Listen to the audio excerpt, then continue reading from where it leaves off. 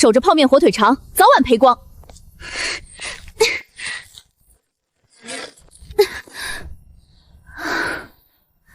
掌柜的，可有取暖之物？严岛君就去横店，别碰我的泡面。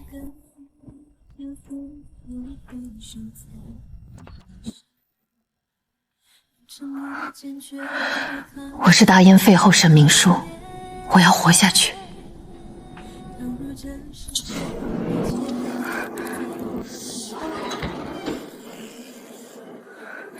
你从哪儿进来的？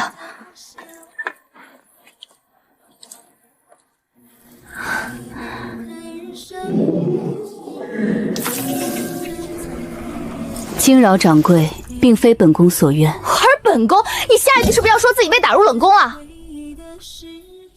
正是。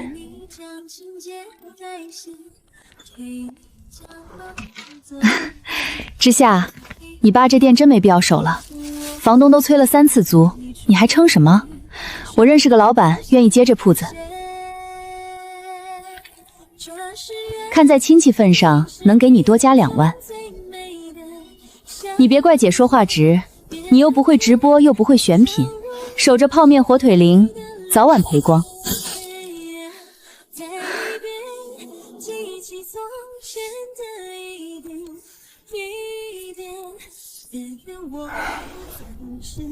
你要买什么？能让人暖起来的东西，越快越好。这个撕开外包装，隔着衣服贴，不能直接贴皮肤，容易烫。如此轻薄，便能生热。你先试，看见没？不是毒。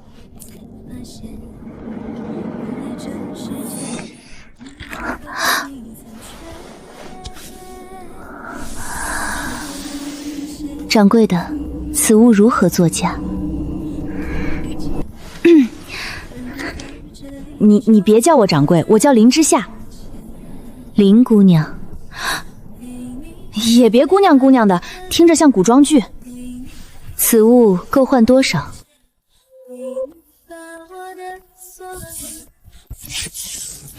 先换一下。此物可否给旁人用？当然，棉袜保暖，红糖姜茶冲水喝。这个护手霜手裂了可以抹，手裂也能好些，不能保证立刻好，但能缓解。冷宫那些人一到冬天手就裂得不像样子。你真是皇后？废后。我不能久留，若被人察觉，只怕连累旁人。啊！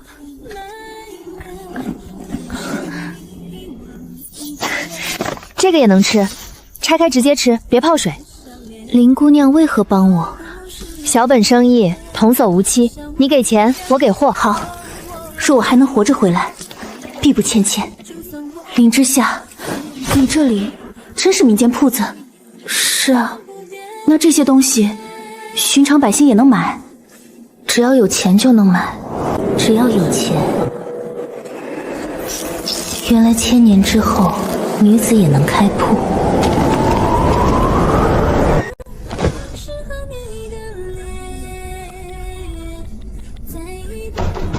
之夏，你店里刚才是不是有人？我怎么听见女人说话了？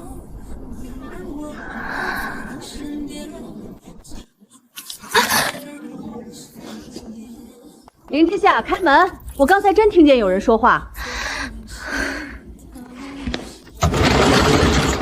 开视频。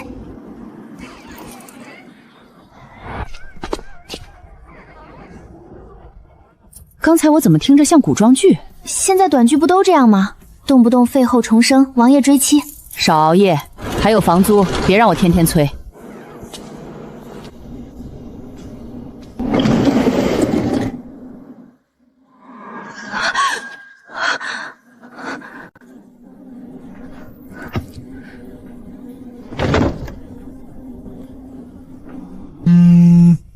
之夏，昨晚我说的事你好好想想。那个老板还愿意等你2天，别犟，成年人要学会止损。金参鉴定。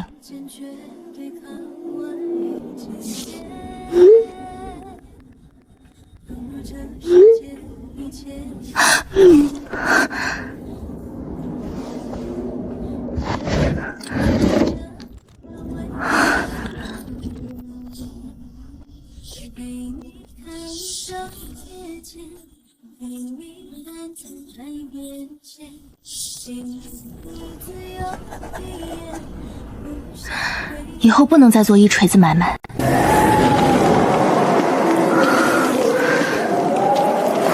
娘娘，这是何物？取暖之物。娘娘，莫不是旁人设的局？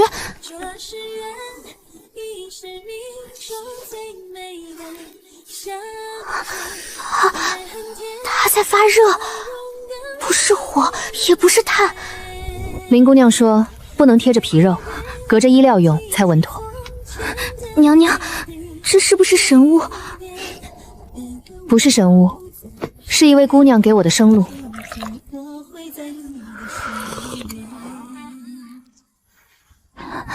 娘娘先吃。冷宫里若只剩一个人活着，那不叫活路。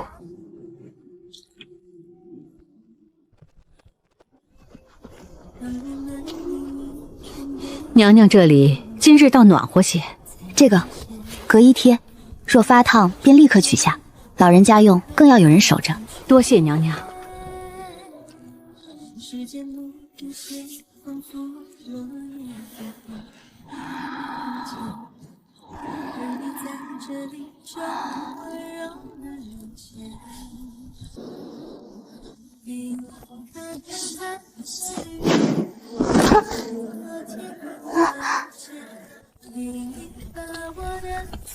娘娘，这里好多彩盒子。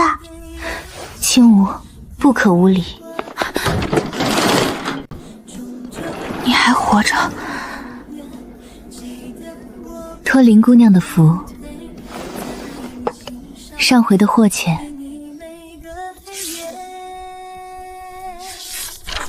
以后交易都记账，你买什么，数量多少，用什么底，都写清楚。不能赊太多，也不能来路不明的东西乱换。娘娘的东西怎会来不明？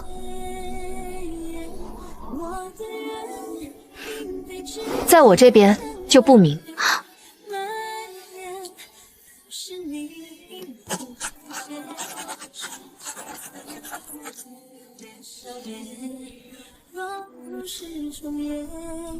这个净手，这个保暖，这个手裂了能抹，手套也能封风。这镜子怎这样亮，连睫毛都看得清。这个也要。林掌柜，奴婢也想买一支护手霜，自己的。奴婢知道不该贪心，可手裂开时夜里真疼。这个算赠品。赠品是何意？就是买多了送的。你家娘娘今天买的多。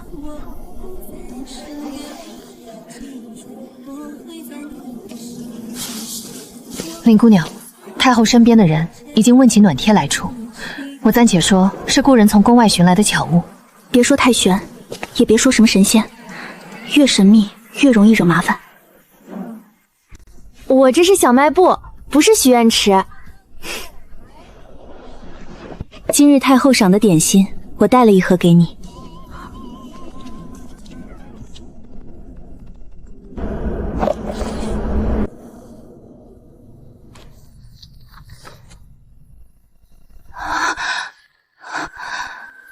太后已经开始追问。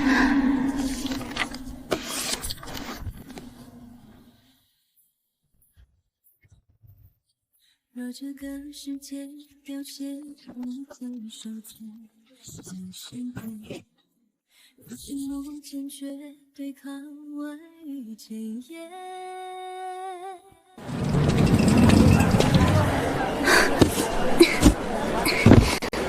之夏，你这是开窍了？前阵子不是说快转店了吗？暂时不转，进点实用货。这可不错。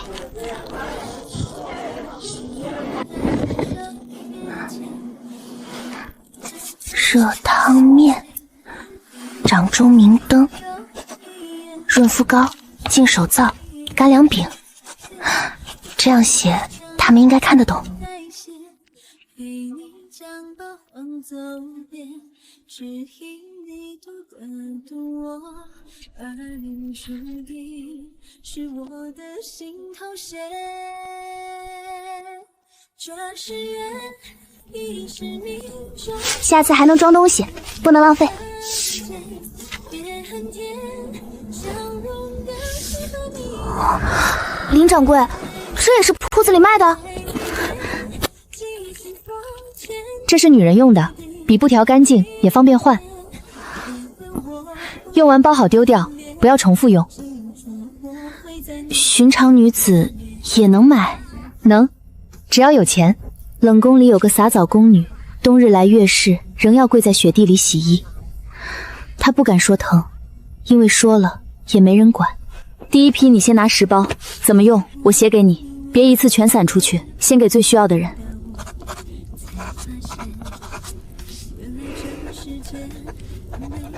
娘娘，若有人不还呢？那就当我送他一回体面。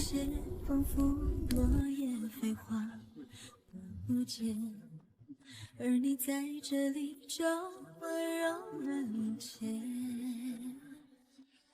陪你看美好的月，陪你多甜一点。净手皂。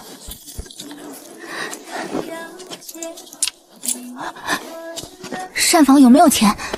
有来有往，人才敢再来。记得我不曾后退，在你心上陪你每个黑夜。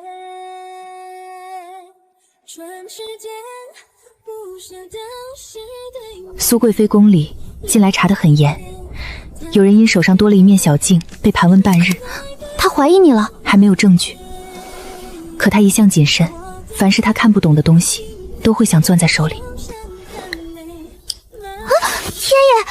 这掌中明灯可照多久？看电池，电池用完就不亮，这个不能随便让人看见，真遇到夜里找东西或者危险时再用。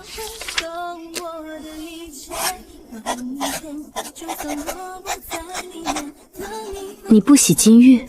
喜欢，但喜欢归喜欢，拿出去不好解释。我这边也有规矩。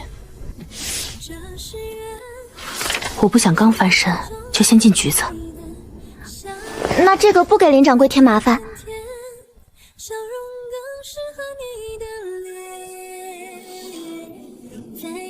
冷宫外已经有人来问，不是为了讨好我，只是为了少疼一点，少脏一点，少被人看轻一点。这个更厚，夜里用。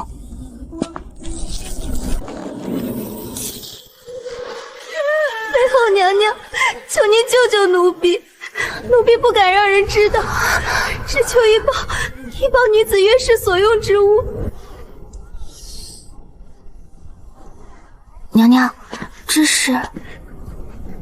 是苏贵妃宫里的赏物，奴婢只求一包，娘娘若不方便，奴婢这就走。东西拿走，镯子也拿走。你今日若拿赏物换东西，明日苏贵妃便会知道你来过冷宫。多谢娘娘。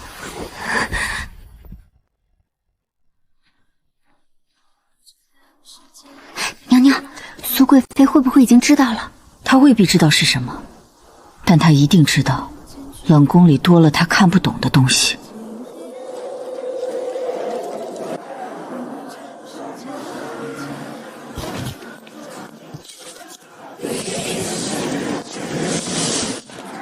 之夏，你这是要大干一场啊？补点货。前几天不是还说不一定开了吗？他没有解释太多，他知道生意没真正做起来之前，所有解释都像笑话。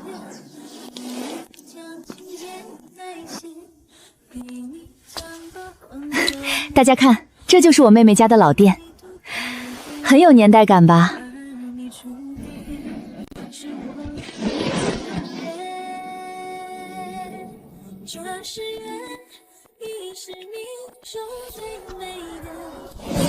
之夏，你进这么多货啊？最近生意很好？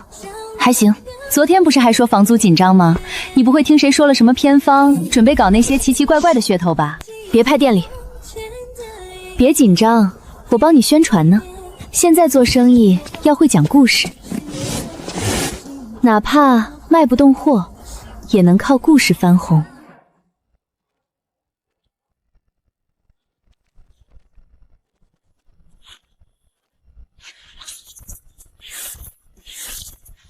我这里卖的都是正规商品，进货单、供货商日期都有。你要拍，可以拍这些。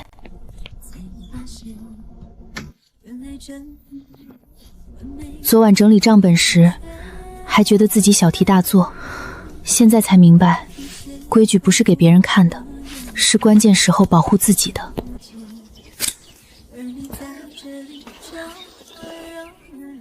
赏你的玉镯呢？奴婢收起来了。是怕碎。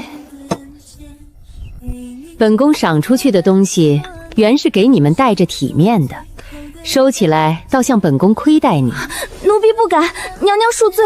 别怕，本宫只是问问。听说最近冷宫那边热闹了些，废后姐姐清苦多年，若真有短缺，宫里该照应。你们若听见什么，也该告诉本宫。不知，奴婢不知。娘娘，要不要奴才派人去冷宫查查？查什么？查一个废后如何过冬。沈明书若真有本事，就不会在冷宫熬到今日。可若他背后有人，那便不同了。奴才找个由口去冷宫走一趟。别惊动太后，太后最近睡得安稳，偏偏是在冷宫送了东西之后。本宫倒想知道姐姐手里到底藏着什么巧物。内务部盘点冬日旧物，还请娘娘行个方便。既是内务部规矩，便查。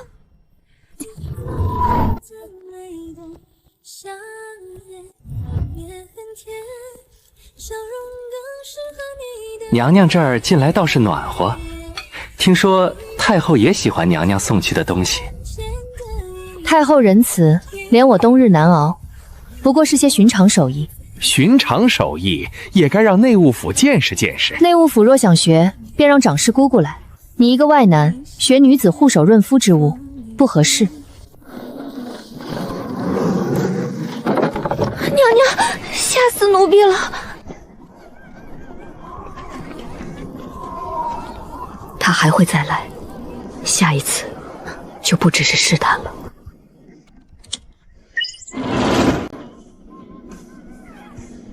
苏贵妃这么快就盯上你了？她盯上的不是我，是她看不懂的东西。那就更要减少暴露。以后所有现代包装都拆掉，危险的、有电池的、容易被误会的东西暂时限量。能用古代容器装就换容器。我也是这样想。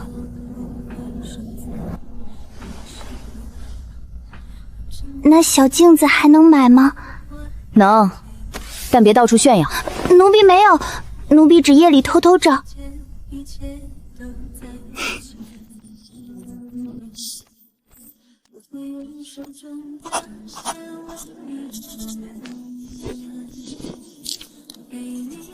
林之夏，你比我想的周全，不是周全，是怕死。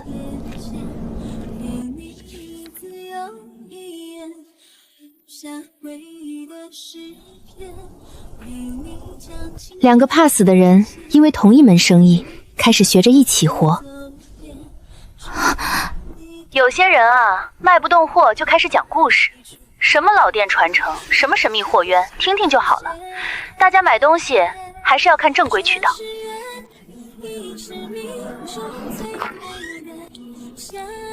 之夏，别怪姨多嘴，你最近是不是遇上什么人了？陈姨，这是进货单，这是账本，这是房租，先补1个月。你爸在的时候最怕你逞强，现在看来你比他想的有主意。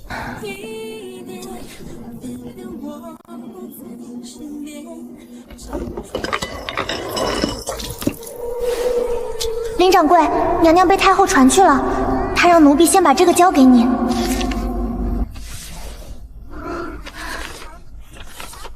救救太后，听起来像求助，可放在深宫里，也可能是一把刀。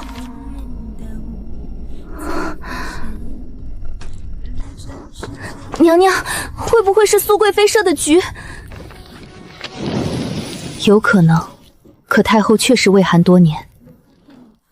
若这纸条是真的，说明她身边有人已经被逼到没办法了。那娘娘要管吗？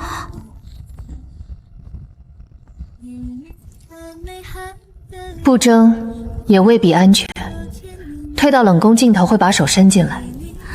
太后寿宴在7日后，按宫中规矩，冷宫废后本不该献礼，但若太后主动问起，便不能空手。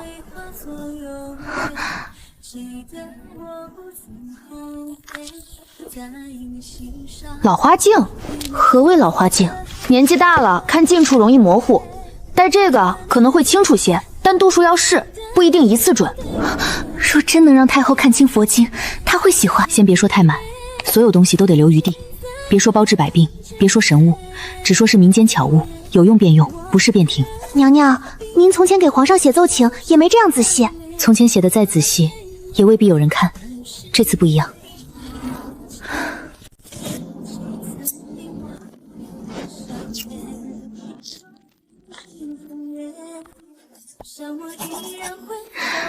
这不是卖货，更像在准备一场翻盘。太后寿宴那日，若有人问冷宫献礼从何而来，便只答一句：废后娘娘自己熬过寒冬，知道什么东西真正有用。娘娘说，请谢大人查查太后进来用药。宫中有人传言，废后借其物复仇。娘娘才不是要复仇，让他们传，流言传得越盛，寿宴那日看的人越多，看的人多，苏贵妃反而不好轻易动手。娘变了，太冷，人若不变，就冻死了。娘变了，这些够了，别贪多，越贵重越容易被怀疑。我明白。你想回后位吗？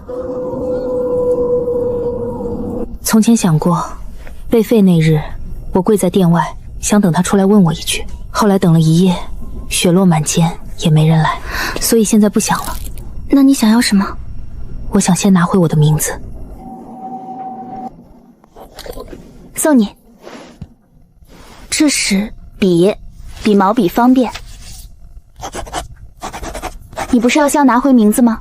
那就先把它写顺手。多谢。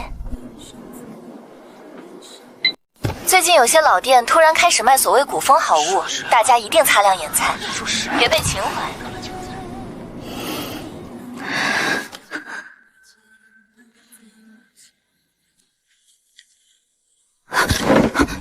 林掌柜，娘娘已经入殿了。姐姐多年不出冷宫，今日能来，太后定然欢喜。只是姐姐这份寿礼，瞧着倒朴素。太后御寒，臣妾无贵重之物，唯有几件实用巧物。愿太后冬夜少受寒苦。这木镜，这些来历不明的巧物，敢让太医验一验吗？他若慌了，便是心虚；他若怒了，便是失仪；他若不敢验，苏贵妃就赢了。自然敢。传太医，不入口，不贴皮肉，只隔衣取暖。回太后，此物无毒，只是不知用了何等巧法，能自行升温。世间奇物多半有奇险，所以臣妾从未让太后久用，也从未称它为仙药。回太后，似是油脂香膏一类，只是细腻些，并无害处。太后娘娘，不如先看一眼佛经。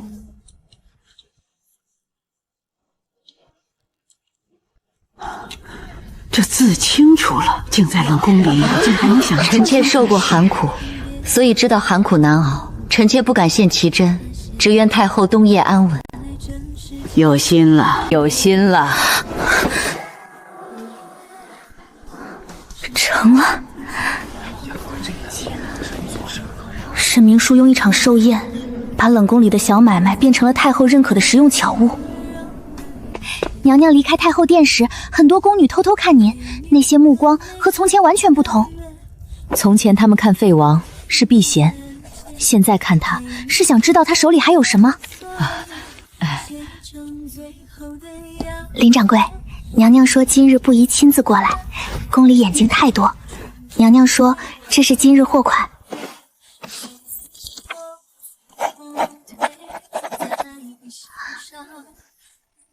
那暖贴也不能要了吗？暖贴可以，但手电筒、镜子这些先少拿。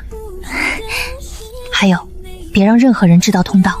娘娘还让奴婢问一句，林掌柜，你家这铺子是祖上传下来的吗？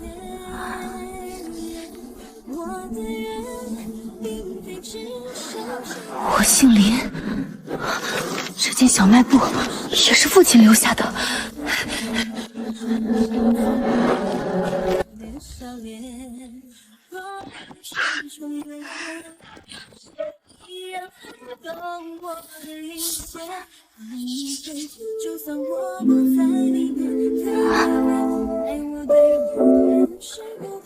你从哪儿找到的？冷宫旧库房，那里堆着前朝废弃旧物，平日无人靠近。今日轻无收拾赏赐，意外撞开了墙角暗格，里面除了木匣，还有一封旧信。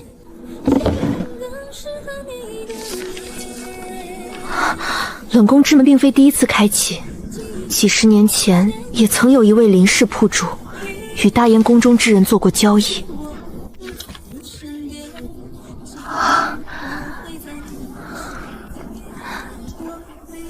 后来那位林氏铺主关闭门路，大燕宫中因此生了一场大乱。从今天开始，所有货都减半，带字的包装全部不能留。你那边也要查一遍，谁能接触这些东西，我回去便查。林之夏，若这扇门会牵连你，我可以暂时不来。暂时不来，你吃什么用什么，怎么应付苏贵妃？门不是你一个人的麻烦，我爸既然知道，就说明这件事早和我们家有关，要断也得查清楚再断。好。之夏，你别慌，有人投诉你店里卖来源不明的东西。父亲留下的店破旧，冷重赚钱，可他从来没卖过假货。林小姐，我们只是按流程核实，有人举报你以古风故事为噱头，售卖不明来源商品，还涉及虚假宣传。营业执照在这里，近期进货单也在这里，所有现代商品都有供货记录。你最近进货量增加很多，店内客流却没有明显对应增长。我准备做社区团购和线上橱窗，有一部分货还没正式上架。可以做，但建议你把商品介绍、使用说明、售后规则都整理出来，尤其不要在宣传里出现神秘、奇效、包治之类的说法。我没有那样宣传。举报内容里提到了。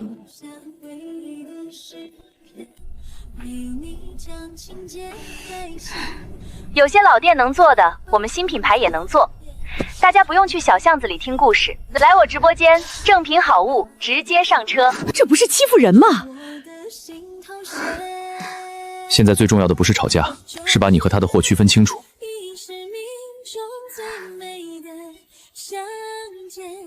他卖的不是你的商品，你就要拿证据说清。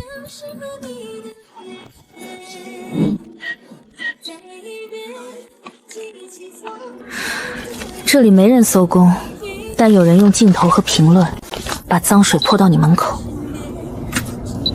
本店商品均为正规渠道采购，不售卖三无产品，不涉及任何神秘功效宣传。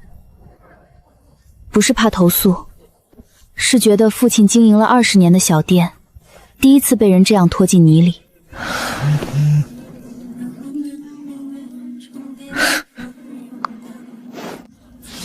以前总觉得他只是势利，现在才明白，有些人不是看不起你，是见不得你起来。臣妾并非疑心姐姐，只是宫中近来流言四起，有人说冷宫里有来历不明之物，此事若不查清，反倒会伤了姐姐清明。明叔送来的东西，太医已验过，验过献礼，不代表冷宫没有其他东西。臣妾担心有人借姐姐之手扰乱后宫。要查，便让秦嬷嬷一同去。太后英明。娘娘，他们要搜宫，把该藏的收好，藏不住的就摆出来。摆出来。暖贴皂、润肤膏这些，太后都见过，越藏越像有鬼。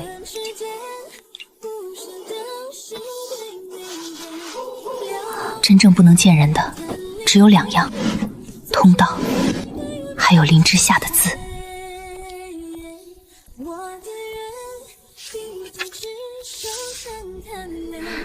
这些都烧掉，有些工人还不会用，若全烧，容易出事。那我重新写，用繁体写得像你们那边的人。那晚，第一次觉得小时候被父亲逼着练毛笔笔，还有点用。2个世界的风，都压在那几张薄薄的纸上。既要查，便查，但请秦嬷嬷在旁看着，免得冷宫多出什么不该有的东西，也少了什么本该有的东西。老奴会看着。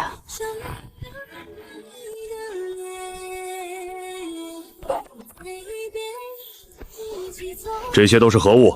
太后寿宴上已验过，若大人不放心，可再请太医。太后用过的东西确实无碍。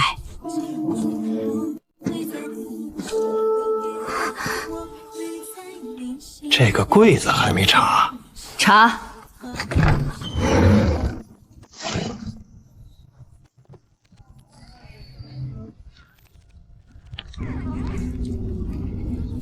这是什么？娘娘不是说冷宫里没有来历不明之物吗？安神粉，睡前服用。我从没卖过什么安神粉，更不会写睡前服用这种话。那包粉末是有人故意塞进冷宫的，可我的字为什么会在上面？废侯娘娘，这也是太后寿宴上验过的巧物，请嬷嬷封存此物。娘娘不解释，解释不急，此物来历不明，又被人从冷宫柜中翻出，若此刻有我碰了，反倒说不清。冷宫今日搜查，有哪些人进来，翻过哪些柜子，也请嬷嬷一并记下。方才是你翻出的？奴才只是奉命查验。奉谁的命？奉内务府规矩。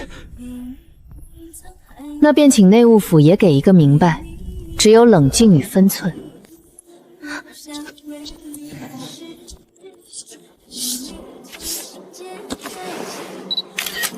父亲以前总说，做生意不怕慢，就怕糊涂。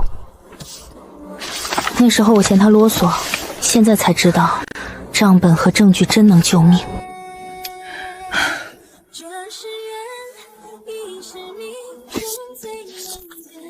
大家好，我叫林之夏，这是我父亲留下的小卖部。今天只说明3件事：第一，我店里所有商品都有正规进货记录；第二，我没有授权任何人打着我的名义卖所谓古风好物；第三，我卖的是货，不是故事，更不是假东西。准备转型，老店活不下去就学新办法，但学新办法不等于卖假货。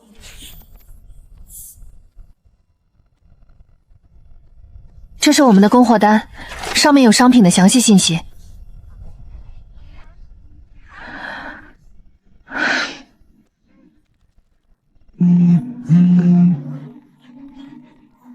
之夏，你至于吗？我又没说是你，你现在这样不是在引导网友骂我？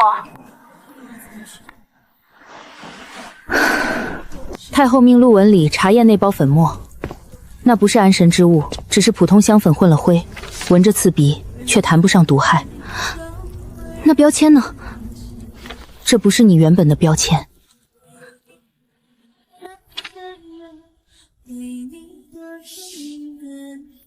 有人模仿我的字，或者说模仿你带回去的那些字，所以冷宫里有内鬼。娘娘，奴婢查过了，能接触柜子的人不多，可那日搜宫前，内务府送来过一批旧炭，说是太后赏下的。谁送的？一个生面孔的小太监。他说是替秦嬷嬷跑腿。青乌，那名小太监并非内务部的人，原在花房当差。最近他被苏贵妃宫里的长侍太监叫去过2次。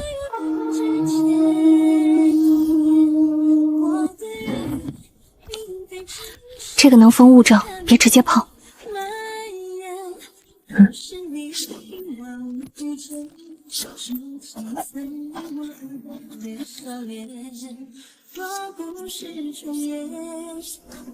你看，评论都在骂他活该。骂声不会让我店变好，但清白能。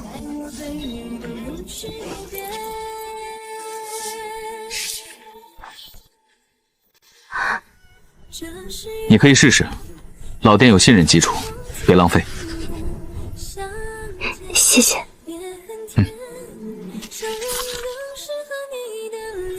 林掌柜，娘娘让奴婢告诉你，找到那个送炭的人了，人在花房后院。他承认有人给了银子，让他把纸包放进冷宫柜子。可是谢大人在他身上还搜到了一张旧信纸，娘娘看过，说那纸张和当年废后案里的伪信一模一样。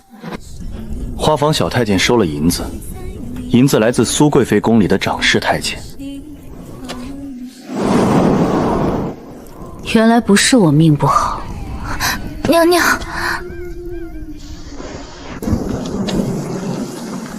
谢凌渊，证人不能死，臣在，证物不能丢。今日之后，不要再单独见我。娘娘是怕苏贵妃倒打一耙，她一定会。我已因一封伪信被废过一次，不能再因私见外臣给她第2把刀。沈明如太清醒了，清醒到让人心疼。明明最该崩溃的人是沈明如，可他第一时间想的不是喊冤，也不是报复，他想的是怎么把真相稳稳送到该看见的人手里。明天要去见太后。冷宫里没有像样衣裳，若穿旧凤袍去，像求复位；若穿破衣去，又像卖惨。这件刚好，带着。你不是要拿回名字吗？关键时候自己写。这是我入宫前母亲给我的，不是货款，是寄放。若我明日回不来，劳烦你替我收着。别说这种话。林之夏，深宫里没有必胜的局，我只是尽力把书面压到最小。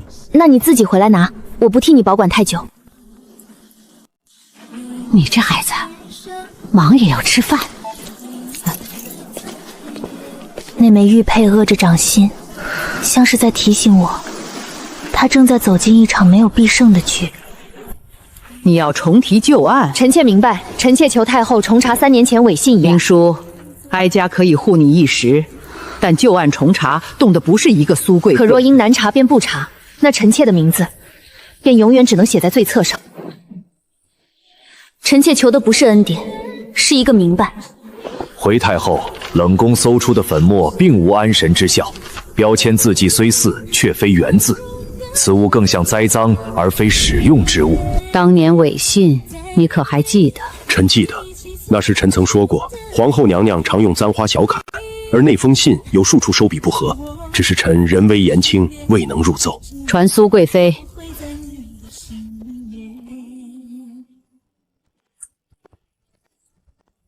臣妾给太后请安。贵妃认得这些吗？这些不是冷宫搜出的东西，怎会问臣妾？送炭的小太监供称，受你宫中长侍指使。长侍太监管着宫中琐事，难免被人借名。若他真做错，什么都像不知情，什么都能推给底下人。贵妃说的有理，所以臣妾也不敢单凭一个奴才证词便疑心贵妃。姐姐能这样想便好。这是谢副统领从花房旧册中查到的领用记录，那批供纸3年前封存后，只有3处领过，一处是御书房，一处是太后殿，还有一处是贵妃当年未封妃时的御福宫。宫中纸张流转，何止经一人之手？姐姐凭这个便要攀扯我，自然不止。荒唐！几10年前的旧账也能拿来污蔑臣妾？贵妃急什么？臣妾还没说冷宫之门，臣妾说的是冷宫之门外有人常年窥探。这些日子，贵妃宫里的人已不止一次试图将赃物送入冷宫。若只是好奇，何必栽赃？若只是关心，何必伪造？姐姐被废多年，心中有怨，臣妾能理解。够了，你谨守宫规，便先把协理6宫之权交出来。太后，此案未清前，你宫中所有掌事之人交由秦嬷嬷盘问。是，废后旧案，哀家会请皇帝重审。谢太后。小姐，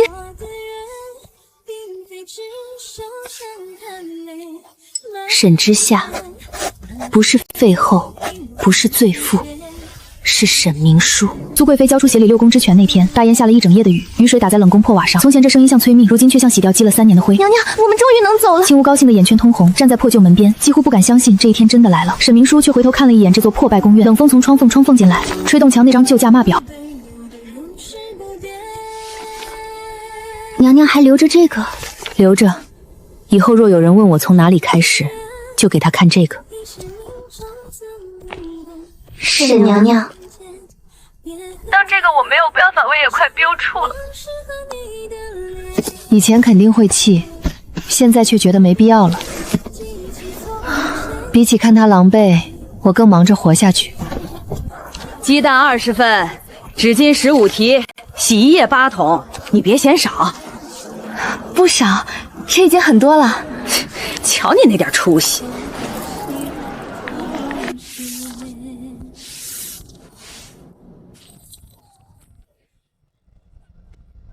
这些要保留票据，这些最好拍照存探，宣传语别写功效。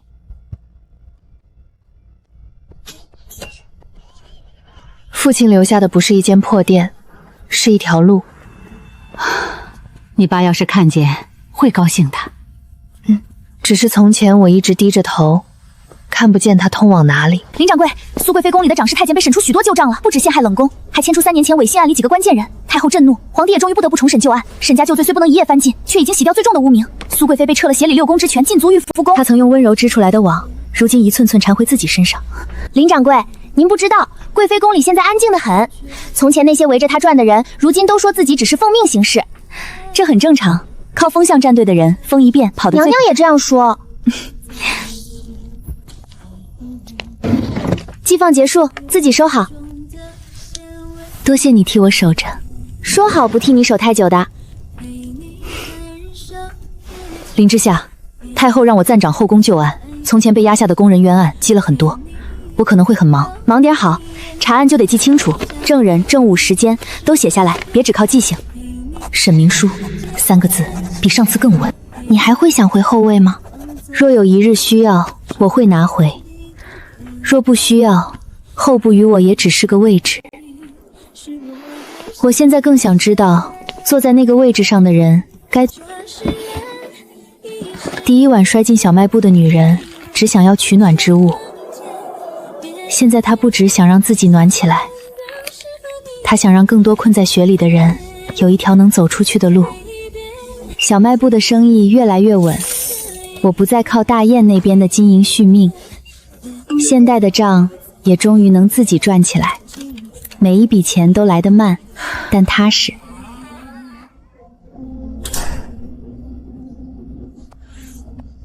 有时深夜关门，会想起那封旧信，只渡急难，不渡贪欲。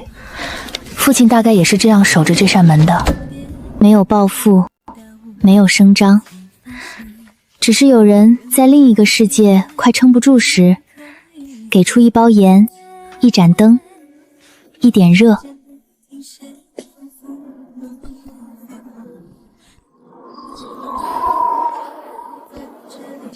我来取那批新本子。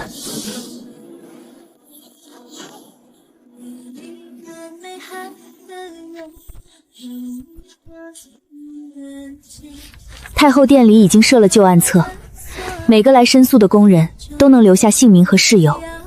会很难，人一多，真假都有。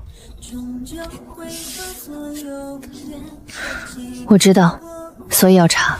不是每一句委屈都是真相，但每一句委屈都该有被听见的机会。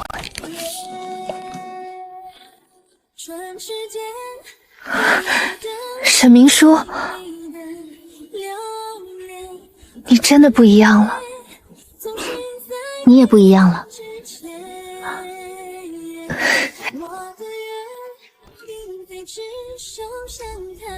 第一回见你，你抄着拖把，像随时要同我拼命。现在像个真正的掌柜。那当然，小本生意童叟无欺。这句话兜兜转转，又回到最初。可我们都知道，很多东西已经不同了。林之夏，若有一日这扇门关了，你会怕吗？会。沈明基，但不会像以前那么怕。以前怕电倒，怕钱债，怕亲戚看笑话，怕自己撑不起父亲留下的东西。现在还是怕，可手里有账本，有货架，有一点点攒起来的底气。门若还在，便渡极难；门若关了，日子也要继续往前过。我也是。这一次不像告别，更像各自回到自己的战场。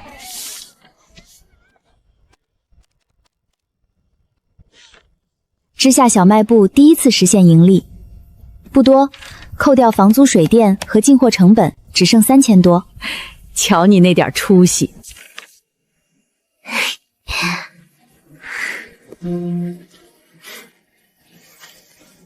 这是好开始。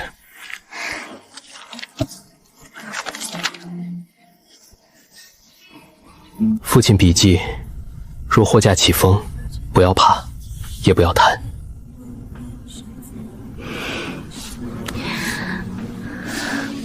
爸，我记住了。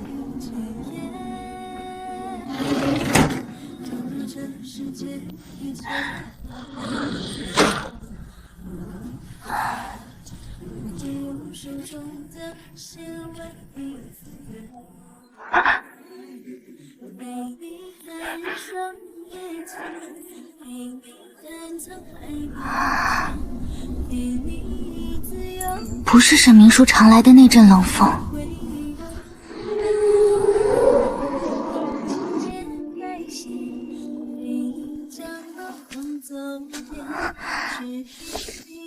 掌柜的，你这里收不收冤案？